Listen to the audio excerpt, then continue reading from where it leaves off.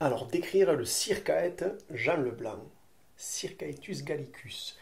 Donc c'est un rapace, hein, très gros, donc voilà, 1,80 m d'envergure, euh, qui est reconnaissable, alors si vous le voyez en décembre, ce n'est pas lui, qui est reconnaissable donc de mars à octobre parce que donc dans le ciel il est très gros et il est surtout tout blanc dessous. Les ailes et la poitrine sont blanches, brun au-dessus, euh, souvent posé à l'affût aussi sur des pylônes, on peut le voir comme ça. Et donc c'est un gros oiseau et qui a la spécificité de ne se nourrir quasiment exclusivement de reptiles. Son régime alimentaire, ce sont des serpents, des lézards, alors quelques micro-mammifères de temps en temps ou des mantes religieuses pour les jeunes qui apprennent à chasser et par des temps pluvieux, mais sinon voilà, c'est beaucoup de serpents.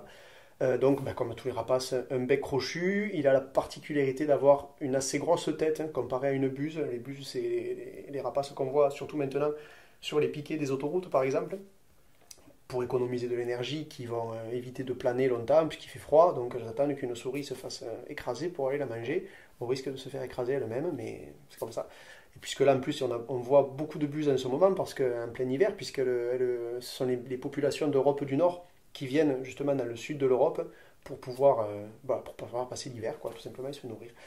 Et, euh, et donc voilà, pour en revenir au circaète, on le voit aussi faire souvent le vol stationnaire pour chasser.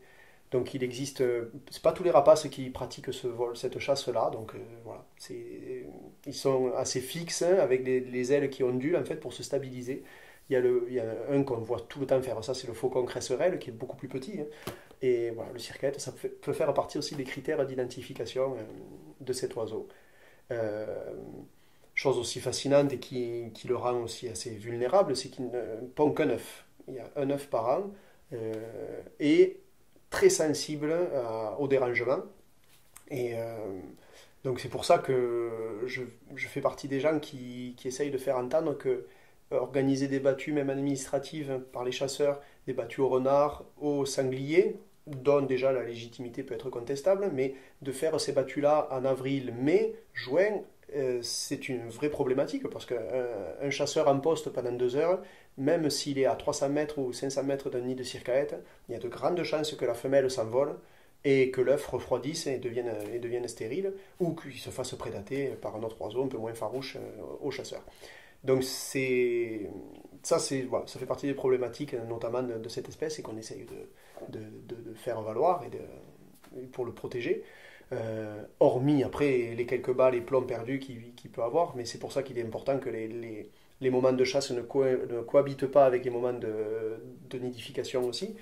Euh, voilà, et puis comment décrire cet oiseau? Ben, c'est ce qui est magnifique, c'est au mois de mars, les retrouvailles entre les deux adultes qui ne migrent pas ensemble, qui ne sont pas ensemble en Afrique, hein, et qui se retrouvent. Souvent, le mâle arrive une semaine ou quelques jours plus tôt, en tout cas, que la femelle, qui déjà il défend son territoire, donc ça c'est très beau à observer, parce qu'il y a tous les migrateurs qui passent et il passe son temps à se défendre et à manifester son territoire, et puis quand la femelle arrive, ben, ils reconstruisent le nid, ils font des parades, il y a des offrandes de serpents ou de branches pour construire le nid. Et voilà, ça c'est vraiment magnifique, hein, d'observer aussi les accouplements sur un rocher. Enfin voilà, ça c'est génial. Voilà, donc un très bel oiseau. Lever les yeux au ciel. Et surtout, à partir de mi-mars, il en passe des vols assez importants de temps en temps. Ouais.